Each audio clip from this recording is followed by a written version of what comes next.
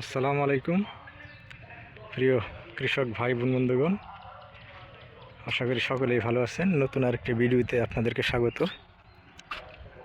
দেখেন উপরে নেট, সারি সারি পিলারের গা বেয়ে উঠে গেছে তরমুজ, অলরেডি চলে আসছে।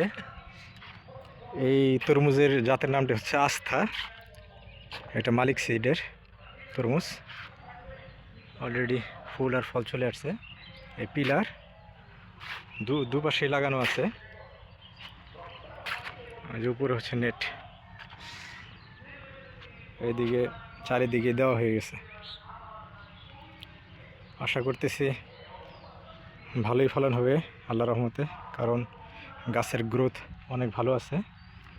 প্রথমে অনেকগুলো গাছ আমাদের নষ্ট হয়ে গেছিল, কারণ এবারের যে আবহাওয়া, শীতটা প্রচণ্ড রকমের শীত ছিল, যার কারণে আমাদের অনেকগুলো গাছই ব্যবস্থা নেওয়ার পরেও নষ্ট হয়ে গেছিল।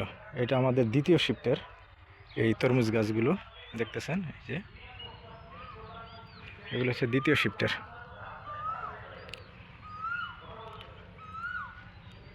এখন গাছের যে অবস্থা,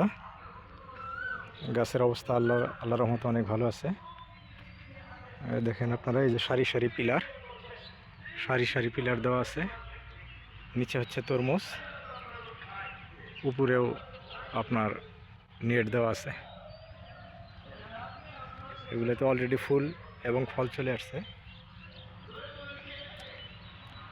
পরবর্তী সময় যখন আবার ফল ধরবে, আপনাদেরকে তখন আবার দেখানোর চেষ্টা করব।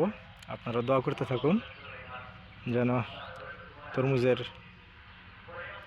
ভালো ফলন আমরা পাই।